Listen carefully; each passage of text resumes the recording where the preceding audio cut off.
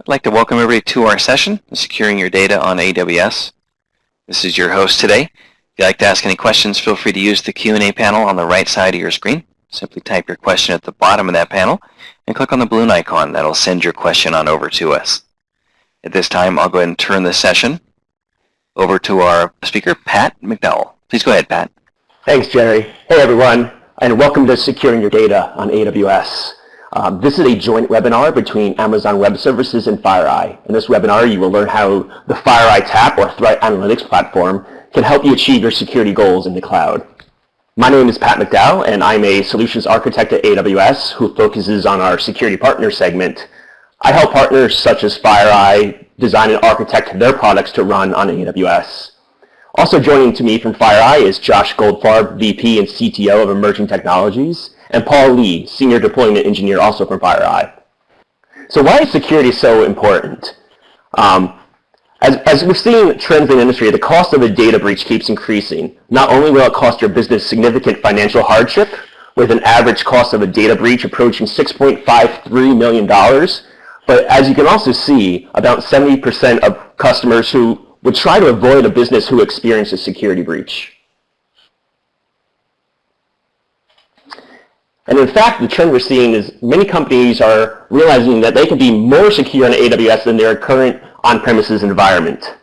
By running your workloads at AWS, you inherit security controls that you never were able to have on premises. You can gain insight across your entire environment via just a single API call.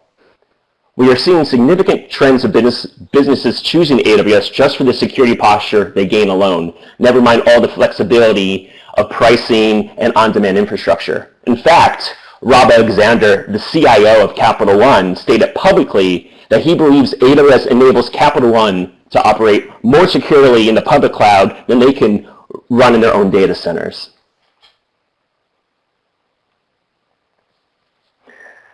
So at AWS, security will always be our top priority. And in order to secure customer workloads, we have a shared responsibility model with the customer.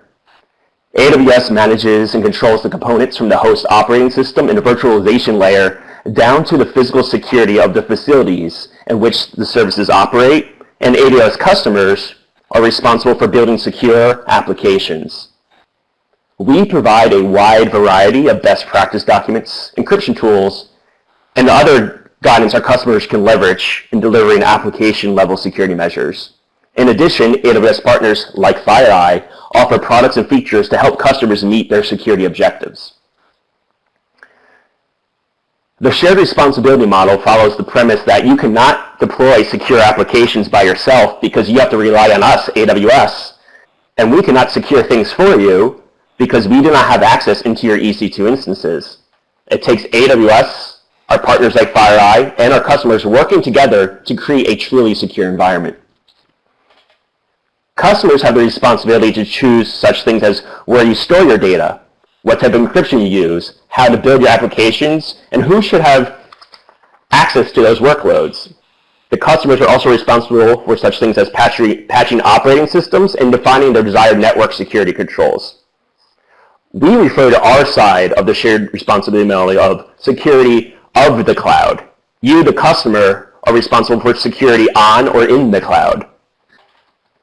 One of the great things about cloud is that AWS customers inherit all the best practices of the AWS policies, architectures, and operational processes built to satisfy the requirements of our most security-sensitive customers. AWS actually manages 1,800 plus security controls, so you do not have to. However, the important thing to remember is that you always maintain full ownership and control of your data. At AWS, we have a world-class team of security experts monitoring our systems 24/7 to protect customer content. We also provide native security and deeper visibility into what is happening in the environment. Our logging service, AWS CloudTrail, provides visibility into AWS API activity that has occurred in your environment. This includes something as large as deleting a data volume to simply disconnecting a network interface. In addition, AWS Inspector is an automated security assessment service that helps improve the security and compliance of applications deployed on AWS. Amazon Inspector automatically assesses applications for vulnerabilities or deviations from best practices. After performing an assessment, Amazon Inspector produces a detailed report with prioritized steps for remediation.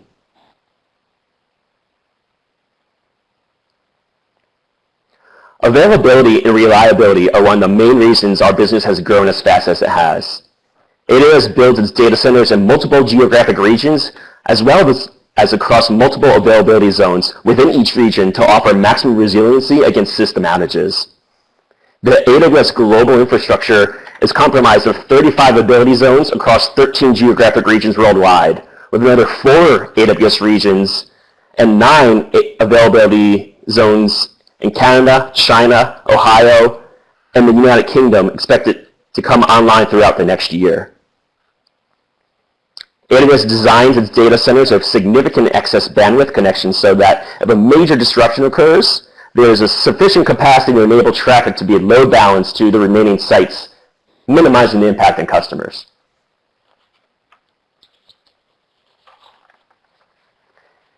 In addition to the broadest and deepest set of capabilities and services, AWS provides tools for enterprise customers to integrate with their on-premises environment, such as VPC, Direct Connect, IAM, and directory services. Direct Connect is a private connection that provides a dedicated low latency to provide connection to provide direct access between AWS and your on-premises data center. Using IAM, or Identity and Access Management Service, and directory services, you can use your on-premise identities that already exist in such things as Active Directory to provide access to AWS. And tools like AWS KMS, our key management service, and Cloud HSM can help manage the full lifecycle and access of your policies of your cryptographic keys. AWS Key Management Service is a managed service that makes it easy for you to create and control the encryption keys used to encrypt your data and uses hardware security modules to protect the security of your keys. Last but not least, AWS has achieved a number of internationally recognized certifications and accreditations, demonstrating compliance with third-party assurance frameworks such as ISO 27001, PCI, SOC 1, SOC 2, and 3, HIPAA, FedRAMP at the moderate level for federal government systems, as well as level 2 and 4 for DoD systems. We are constantly listening to customers and are looking into other certifications for the future. We also have ISO 9001, which is primarily for healthcare, life sciences, medical devices, automotive, and aerospace. Our accreditation reports and certification documentation are available to all our customers for review under NDA. The important thing to understand is just because you are running a PCI application in AWS, it does not make your workload automatically PCI compliant. This is a joint effort of the shared responsibility model we discussed before. AWS has customers in all possible segments consuming our services, including industries that are typically slower to adopt, such as oil and gas, financial services, and healthcare. So now I'm going to pass this over to Josh Goldfarb of FireEye to discuss the threat analytics platform. Great, thank you, Pat, and thank you to everyone for joining us today on today's webinar with AWS. I think this is a topic that I personally am passionate about. Some of you may have seen some of my pieces in Security Week or Dark Reading. I write about the cloud. I write about the challenges of visibility and response in the cloud, which we'll get into over the next few minutes. But I think more importantly than what I write about, I think that we at FireEye have developed a solution to whether you're looking at on-premise or cloud-based infrastructure. We have a threat analytics platform to help you solve some of your challenges around visibility and response in a hybrid or in a cloud environment. So we'll talk more about that. I'll give sort of a high-level overview of FireEye in the next 10 minutes, and then Paul will follow on with some much more detailed information about how we do what we do in tandem with AWS. So what's interesting is if we look at the numbers around the industry, what we primarily see is that detection and response, the ability to identify that an attacker has gained control of a resource within our environment and perhaps is using that resource to collect and aggregate data that can later be exfiltrated or taken from the organization that the attacker is targeting, that remains a challenge, that detection. Additionally, the response capability, the ability to stop the attacker in his or her tracks, to contain and remediate, is something that also remains a challenge. So what we continually find year after year is that almost 100% of organizations across a wide variety of verticals are compromised at some point, sometimes for maybe days or weeks, and sometimes, believe it or not, for 4, 5, or 6 years even. And during that time, the longer that these types of intrusions go undetected, attackers can really have free range almost to just about all the information within the organization. And so when we put our risk mitigation hats on as security professionals, what we realize is that the longer the attacker has almost unfettered, unsupervised access to our critical assets, to our data, for example, customer data or employee data, that sensitive, confidential, and proprietary data, the greater our risk exposure becomes. We're giving the attacker more and more time to basically freely collect and exfiltrate and or take advantage of that data. And so when we look at the numbers across the industry, more than half of organizations are not detecting intrusions or attacks internally. They're relying on a third party.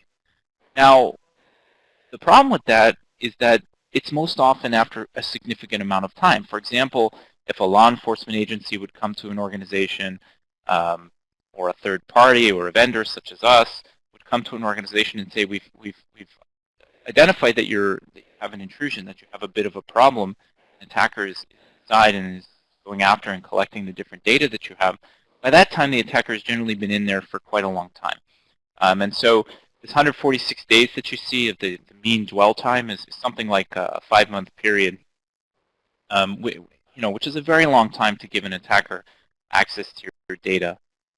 I come from an operational background. I built quite a few security operations centers and incident response centers before I joined FireEye.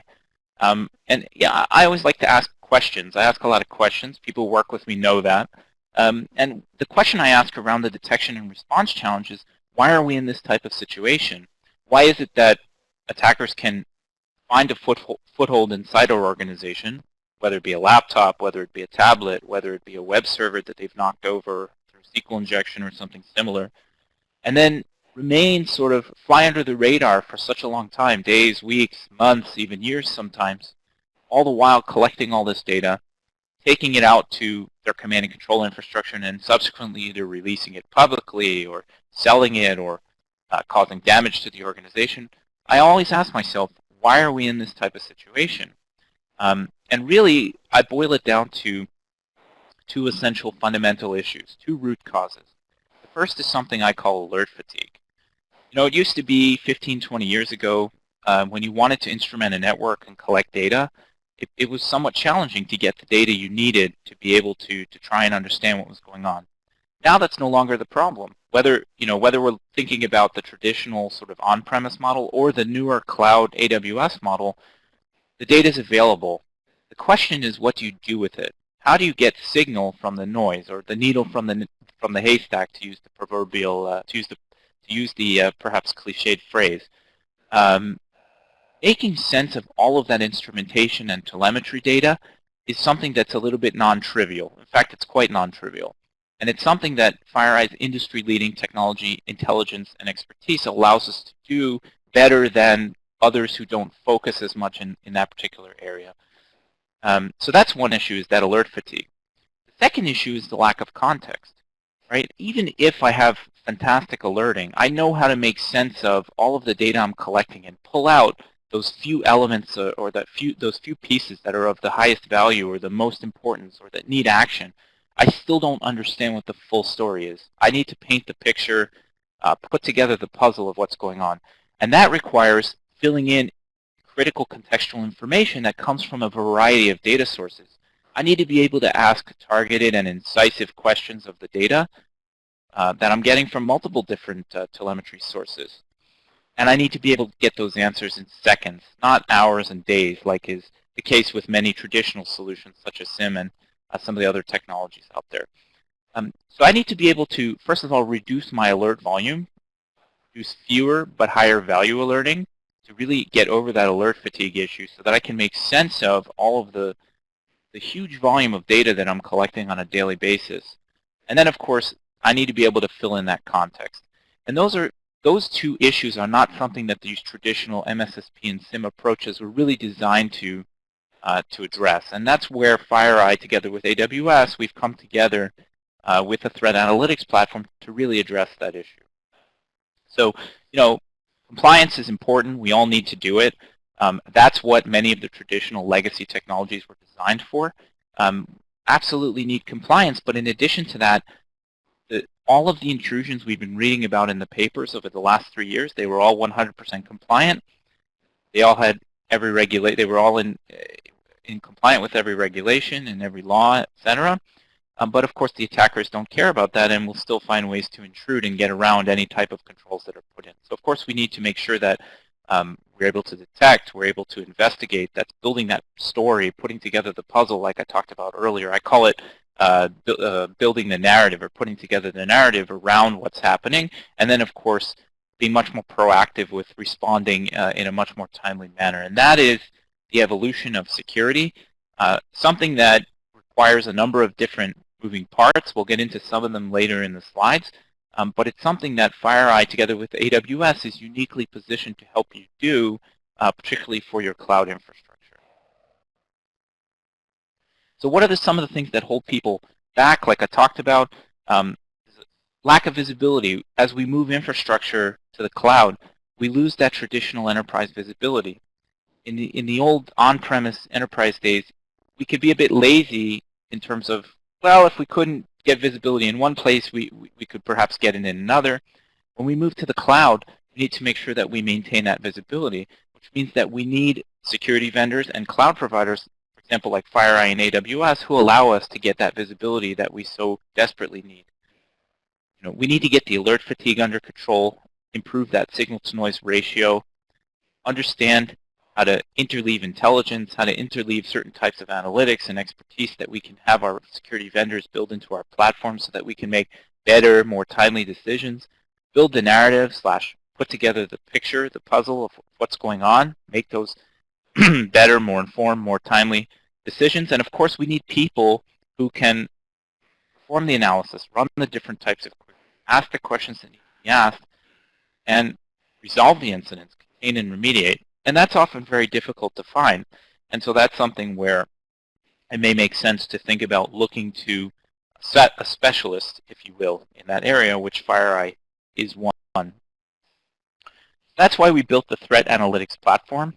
Again, to take, whether you're talking on-prem, cloud, a hybrid, AWS, take in telemetry, visibility information, data about what's going on inside your organization, ingest it, make it available for rapid search and investigation so that you can put together the puzzle, build that narrative of what's going on, so that you can make a decision about whether or not you have a detection event that needs your attention right now.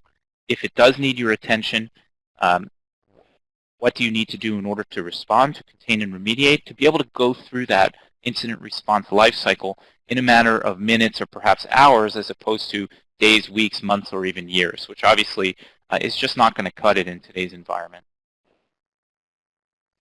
Again, we focus on, again, the whole process of investigation and incident response. It's not just a list of alerts. It's also intelligence relevant to the alert, other supporting log sources and data sources that are going to help you build that puzzle or build that narrative of what's going on. Make those decisions. Allow you to build timelines automatically, manage cases, manage an investigation, collaborate and share, etc. Those are all essential pieces to the incident response process, and something that's quite easy with TAP, and particularly the TAP AWS integration. Right? And we base our approach not on buckets of technology or what might be cool to do, but we base our approach with TAP, with the threat analytics platform, on what the attackers are doing. FireEye's Mandiant consulting brand is out responding to the biggest intrusions, something like 1,000 intrusions on a yearly basis. Many that you've probably read about in the paper, but that we're not, we don't disclose customer names, but we're out there with the biggest breaches that are making the news. We see in depth what the attackers are doing, how they get in, what they do once they get in, how they move around, what data they're typically after, the tools, the techniques, the procedures they use, etc. And all of that expertise, all of that intelligence, that gets baked into the threat analytics platform. When you become a customer of TAP, you're not just getting something that looks like a dashboard with a slick user interface and some cool data and intelligence in it. You're getting the benefit of over a decade of technology, intelligence, and expertise that's industry leading, particularly when it comes to attacks against organizations. And our intelligence comes from, as I mentioned earlier, a number of different sources. One of them is the Mandiant consultants when they go out to a customer and they have a real in-depth victim-based perspective. You know, victim X, the attackers came in 6 months ago. They did A, B, C, and D. They moved around through different systems. They used certain tools, techniques, and procedures. We bring all that data back, and obviously in an anonymized format.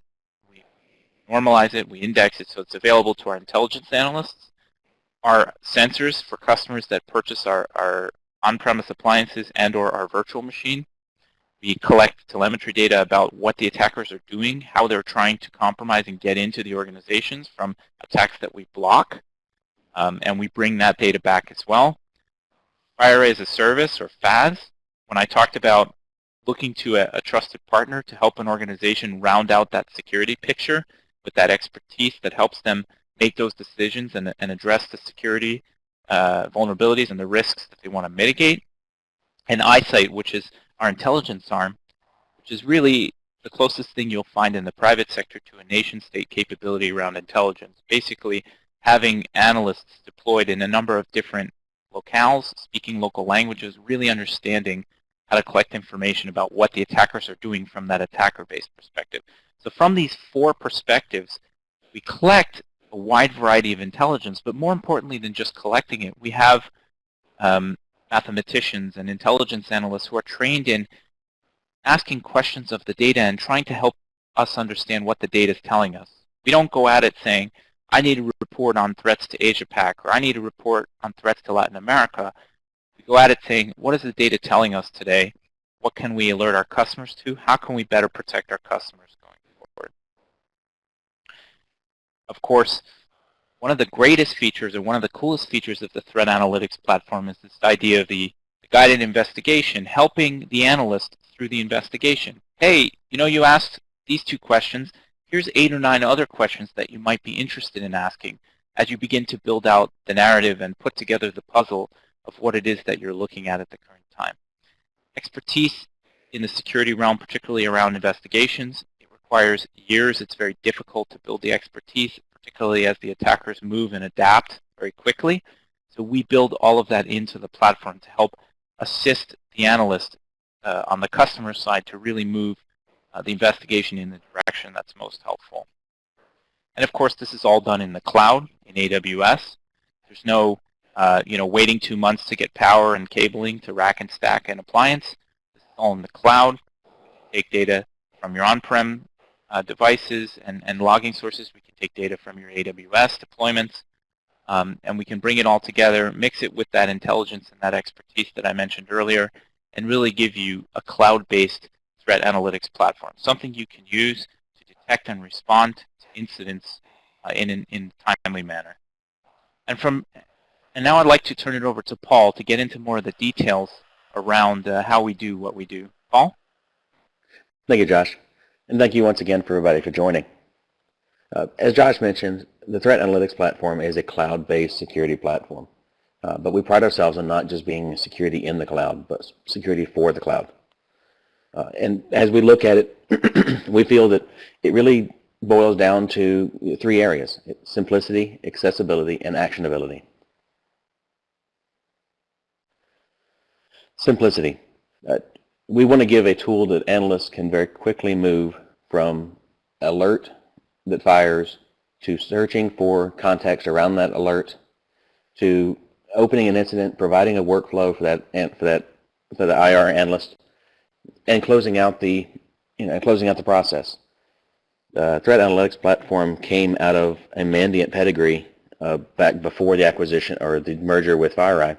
And Kevin Mandia, our current CEO, he envisioned the tech to respond within 10 minutes. So that was why we had to find a way to give the analyst a tool to move very quickly down the workflow. Simplicity also means we've got to make it easy for you to get logs to it. We've got ways we can get it in your AWS logs. We've mentioned a couple times already that we can ingest your CloudTrail logs. We can ingest VPC flow logs. We have pre-written scripts for Elastic Load Balancing and S3 logs in CloudFront and numerous others.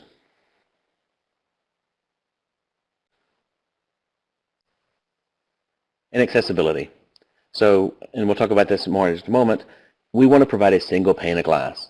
We don't want an analyst to have to swivel their chair between their traditional data center tools and their cloud security tools. We want to be that single pane of glass that all their alerts can come into, because the attackers aren't just attacking one or the other, they're attacking both. We also offer a full RESTful API to allow for automation and further integration. As we're talking about the flexible deployment model, you can see we can handle your data center logs. We can also handle your cloud logs, and so we can work with you no matter what stage of the migration you are from a traditional data center to a cloud data center. Because no matter how much a customer is in the cloud, there will always be some remnants of a on-premise data center that has to be protected. You can see that we send logs in via a very lightweight communications broker. That data is encrypted and compressed and sent into a dedicated VPC for each customer. Inside that VPC, all data is analyzed against the intelligence, the rules, and the analytics that Josh was just speaking about. And then all that information is laid out in a very easy to use user interface for the analysts.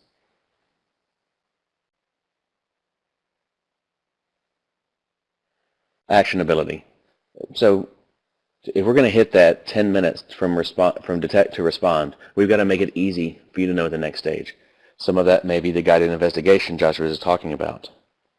But we also need to give more tools to sift through, to get the signal out of the noise. So the TAP utilizes a very fast index search that allows you to sort through billions of events in less than a second. They provide the IR workflow. So even if you're not an experienced IR analyst, it will walk you through the process of what you need to do. And then, as we talked about the different rules, there's different rule packs and custom rule capabilities. And we'll take a look at those in a moment. You can see here on the screen a little bit of a cloud infrastructure rule pack designed specifically with the cloud in mind.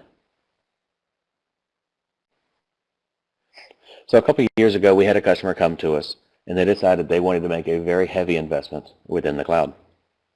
Unfortunately, as they started looking through, they had several data centers, but they wanted to, in their words, go all in on the cloud. But as they started looking at it and we started looking at it with them, we realized that their existing tools simply were not adequate for the cloud. They required licensing counts, or they required user agents, and problems that really didn't scale well in the cloud. And so the customer needed a solution that was able to provide the visibility to monitor both their traditional data center and their cloud data center, and give their analysts the tools to build a cyber defense center.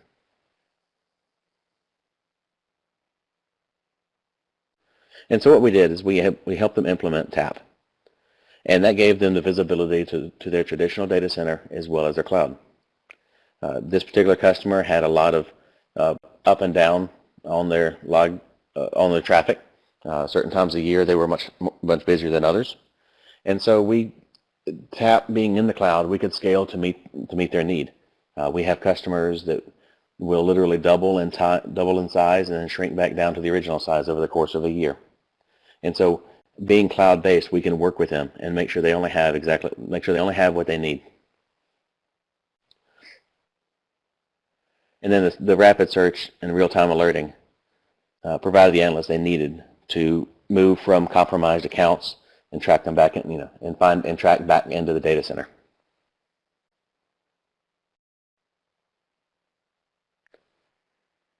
So why FireEye? And this is this goes back to some of what Josh was talking about. FireEye, we have the intelligence and expertise. We've discovered 25 of the last 40 zero days. TAP was built by practitioners for practitioners.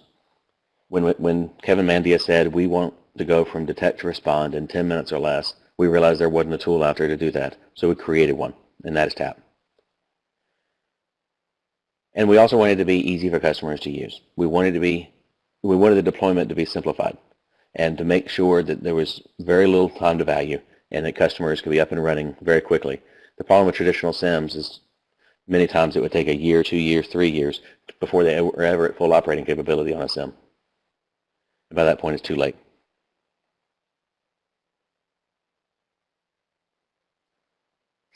So at this point, we're going to jump over to a demo.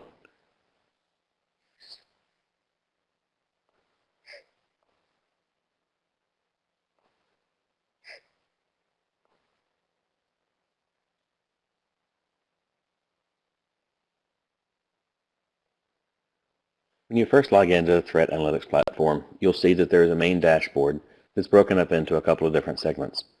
We have alerts, we have incidents, and we have event classes. As we've been talking about, we can take in events from just about any source, whether they be the cloud-specific events like VPC Flow or CloudTrail, or your more traditional data sources like firewall logs or Windows logs. Regardless of where they come from, every event that comes into TAP is analyzed against all of FireEye's intelligence that was taken directly from the front lines, as well as nearly 2,000 behavioral rules developed and maintained by a full-time threat detection team. When there is a match against either the intel or a rule, TAP can generate an alert for an analyst to go and triage. But after the intel and rule analysis are complete, events are indexed for very fast searching. TAP's index search allows for sorting through billions of events in just seconds, and it uses a very intuitive query language, although most queries can be built with just a few clicks of the mouse. If I wanted to create a new search, I can simply click on Search and go to New, and I can type in my query, or I can dynamically create my query based off an event class below. Searches can be saved as favorites or scheduled search. TAP also maintains a history for your previous searches. TAP also uses the search capability for custom dashboards. This way you can give your analysts exactly what they need to see as soon as they log in. In this case, we have an AWS dashboard, and so we want to see what CloudTrail actions have been taken in the last couple hours, as well as our VPC flow based in and out based off destination and source country.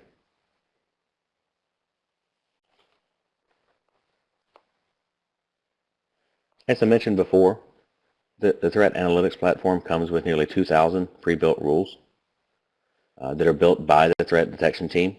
The threat detection team works full-time to make sure that new threats are addressed as they emerge, as well as older threats that have modified their tactics and protocols are being addressed.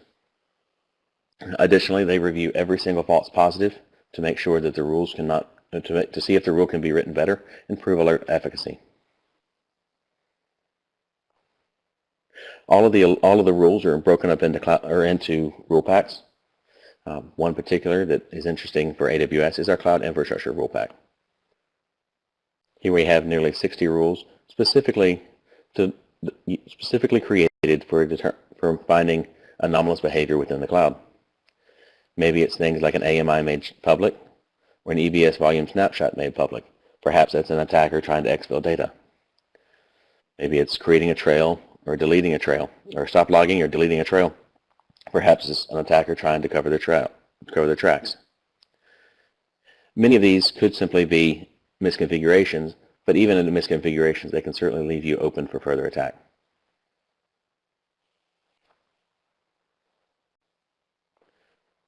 TAP also gives customers the ability to create custom rules, whether you want to copy and paste an existing rule we have from the FireEye rule packs and modify it to your use case. Maybe you want to use a list and say, I don't care about this rule unless it's one of these users.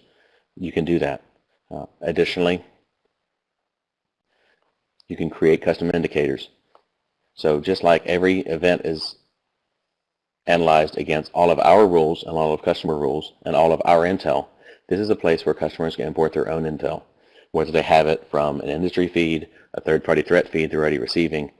But once again, the goal is a single pane of glass where they can analyze everything.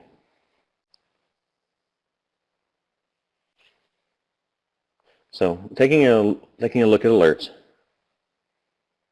we can see where we have several alerts that have triggered off our cloud infrastructure rule pack. We have where there was a volume attached, or an encrypted Windows password retrieved, or a security group ingress with too broad of an ACL. I want to take a look at this Intel hit and see if we can't pivot out into somewhere interesting.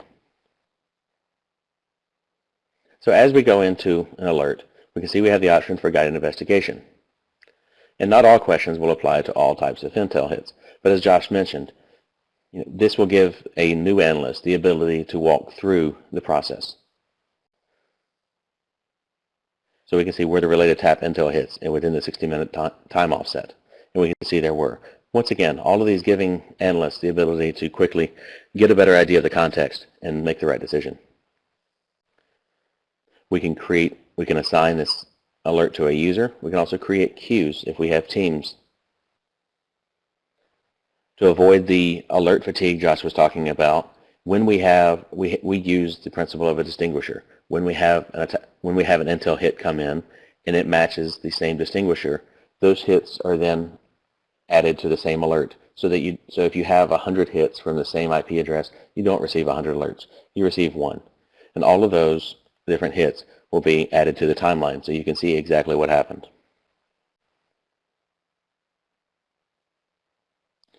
Once again, we can go down and look at our related alerts so we can see any other time this rule is fired. And we can, for instance, if we see when it's closed, we can go look and see at the notes and see what was the verdict. TAP also attaches the events that triggered the alert to the alert so the analyst has a starting point of where to start.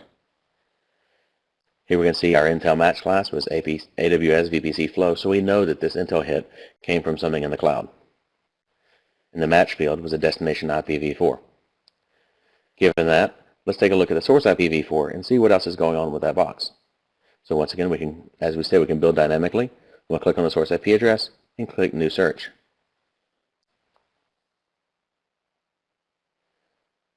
We have results in less than a second. And now we can go through and begin parsing out what's going on. One of the other things that we do during data ingest is we geotag all IPs. So if we go into our filters and we turn on geo, let's see where else this machine was trying to speak.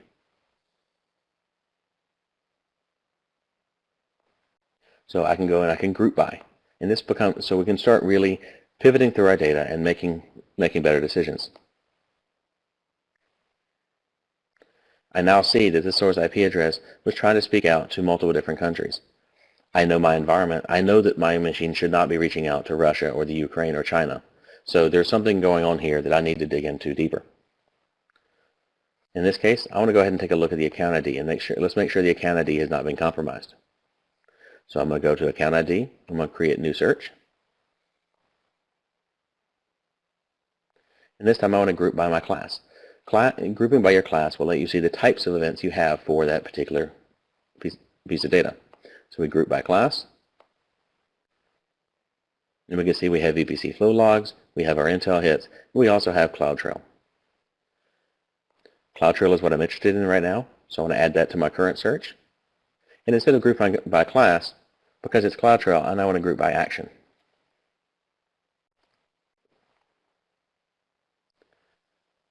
So now I can see all of the different actions that were taken within the past 24 hours with that account ID.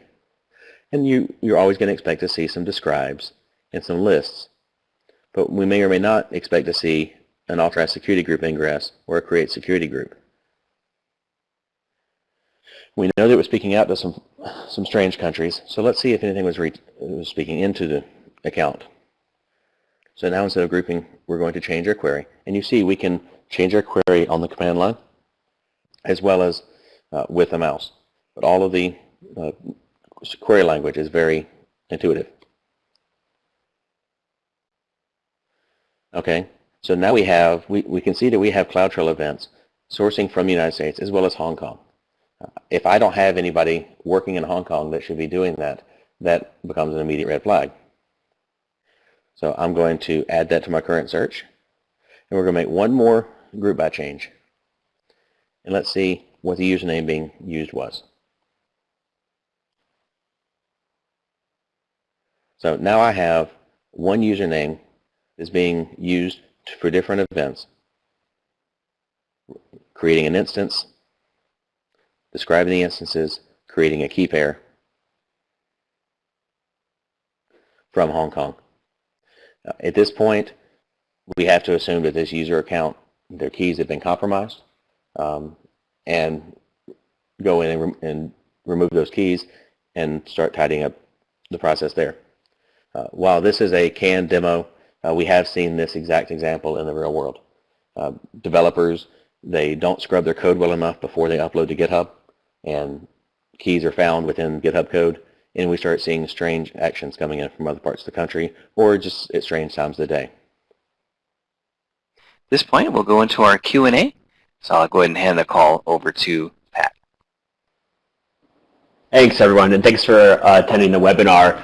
Just so everyone knows, these slides and deck will be available for your consumption, so that will be available after the webinar. So the first question we have, and I think, Paul, you can answer this, can we detect, query, and report on east-west traffic between VPCs in TAP? If the traffic is logged via CloudTrail, we absolutely can. I know we have one of our customers. I know they have used this.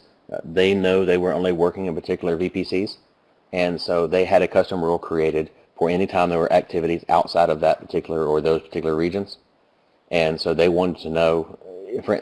They wanted to make sure somebody hadn't compromised credentials and running instances on their build on the other side of the world. So the short answer is, if it's in logs, then we can absolutely detect it, because we can query it and we can write a rule around it. Great. And as a follow-up question, what type of logs can TAP ingest? We mentioned CloudTrail, we mentioned flow logs. What else is out there? Really, we've yet to find really anything that we can't work with you to ingest. We have all of your traditional data center logs, anything that speaks syslog. We even have customers that already have an existing SIM that they need to keep for compliance, that we can take a feed directly out of that existing SIM and start using this as a threat detection platform on top of their SIM. We can take in, we've had one of our integration engineers has created a tool where we can pull data directly out of databases for some of for some of the tools that write their logs into databases, as well as just about any AWS log that is out there. Currently, we've ingested CloudWatch, CloudTrail, VPC flow logs, S3, CloudFront, ELB. I don't know if there's any. I think that may be it for now, as far as what we've already done. But certainly, as the needs arise, we could do more. Great. And another follow-up question: what happens when customers only have EC2 but don't have CloudTrail turned on? I'm assuming, as what we just discussed, we're looking at operating system logs only then. Absolutely. We can still take in your operating system logs. We can still take in your application level logs. If it's the Linux platform, we can turn on syslog and take the feed directly out of it. If it's Windows, we can use an agent on Windows and pull those logs out. Because we can ingest CloudWatch. If you want to use a CloudWatch agent on your boxes to pull those logs, we can ingest from there as well. Great. And speaking of pulling logs, do you have to send on-premise logs to the cloud, or pull cloud logs on-premise to get them into TAP? Do you have to relay? No, absolutely not. So TAP is licensed completely on an events per second ingestion rate. We don't limit the number of comm brokers you have. If you want to put a comm broker in every region, if you want to put a pair of comm brokers in every region, if you want to put comm brokers in every one of your traditional data centers, we will help you deploy as many comm brokers as you would like. Gotcha. And this might be Paul, I'm not sure if this is a question for you, but how well does FireEye handle scaling by orders of magnitude, up or down, in a matter of hours? For instance, if your events are scaling up, and TAP is a managed platform, you guys have no problem scaling to meet the needs of the customers, right? We have had customers that send less than 1,000 EPS, and we've had customers send over 200,000 EPS, and that's events per second. So we can scale to meet the need. And as I mentioned in our customer use case, many times that we would see our ingestion rate there change at different parts of the year. Great. And there's a couple questions, and this might be for Paul or Josh. How does this differ from something like Elasticsearch or the Elk stack? Yeah, I can take a stab at that in terms of the use cases or in terms of functionality. And Paul, if you want, you can add sort of technical details. I think what I would say is that SAP, although it may look similar to something like Elasticsearch, etc., I think what you're getting with TAP is more than just the user interface and the ability to import data. It's also all of that contextual information, that intelligence, that decision-making logic that allows you to run your security program, manage your alert queue, keep your noise under control, make intelligent, actionable decisions, and then perform containment and remediation. I think all of that, which is happening behind the scenes and something that obviously we can't demo because it's sort of back office, all of our technology, intelligence, and expertise. That I think is different. The platform includes all of that industry expertise, all of that intelligence baked in, all of the behavioral modules that Paul was talking about, etc. Yes, it looks similar to something you might put together with Elasticsearch, but there's so much more going on behind that to really help you be as effective as you possibly can as a security professional. Great.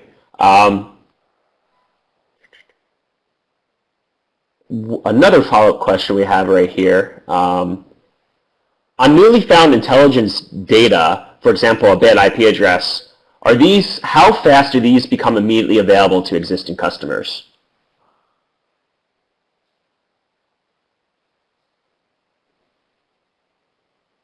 So as I mentioned, the threat detection team, their full-time job is looking for new threats and making sure that TAP is adapting to meet those threats.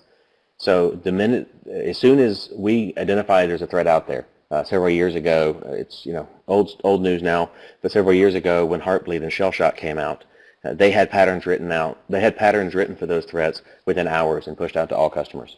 That's the beauty of the cloud-based infrastructure, is once we have that new information, every customer benefits. Great. And as a follow-up to that, how could the rules be modified to better fit the needs of a specific organization? All organizations have different custom things they may need.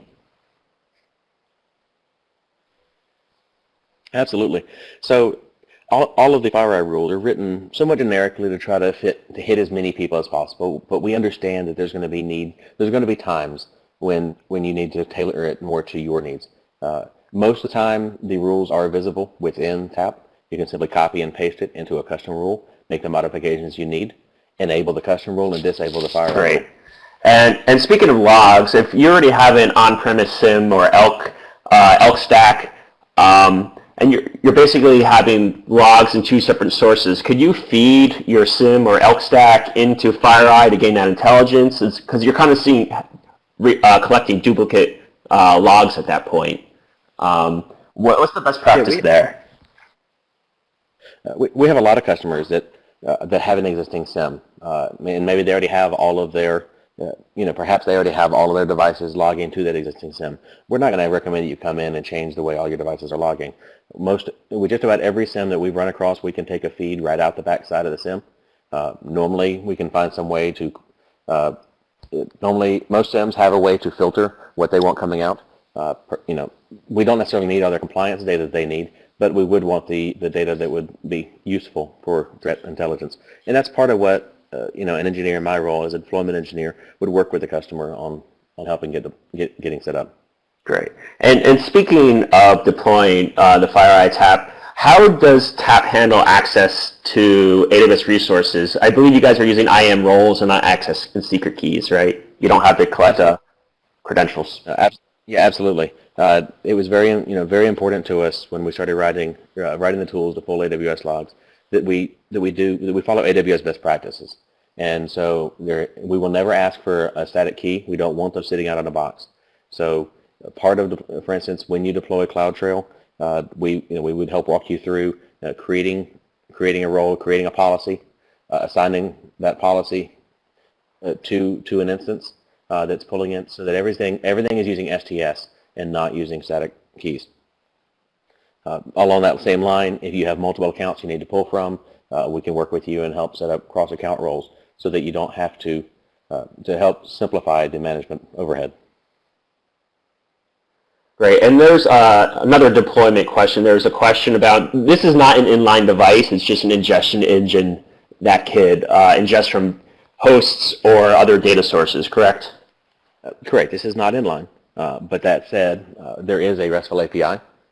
And so if you wanted to, there's nothing that would prevent an API query pulling down an alert based off what the content of that alert were to fire off a Lambda or some other, to push a web application filter rule. It is not directly inline, but the RESTful API would give the ability to do some integration. Great. And so does anyone else have any more questions they'd like to put into chat? As a reminder, we will have slides available. A link to them will be emailed to you as a registered attendee.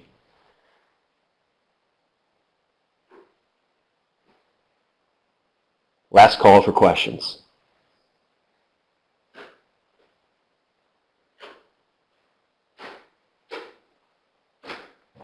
There's a couple questions about pricing. Do you price it by events per second? What's the licensing model? The licensing model is done based off events per second, and there are really two components. One is the events per second, so the EPS rate, as well as the retention time on the index search, the fast search that we were talking about. We have what's referred to as long search and short search. The short search is about 2 weeks. The long search is about 4 weeks. And then anything beyond that is up to and beyond a year, you would have to use what we call archive search, which still is able to access the data, but not at the same speed that we would on the index search. Great. And let's see if any more questions come. And is this a subscription, perpetual license, or scaled to your need? It is a subscription, and all I would recommend is reach out to your local FireEye sales engineer or account rep, and get more details on pricing. As a deployment engineer, I generally try to avoid all pricing discussions. Exactly. And there'll be follow-ups from the webinar registration as well. I think that's all the questions we have. So I would like to thank everyone for joining us, and thanks to Josh and Paul from FireEye for joining me today. I hope this was educational and helped everyone understand the shared security model and how FireEye can help secure your AWS workloads. Thank you.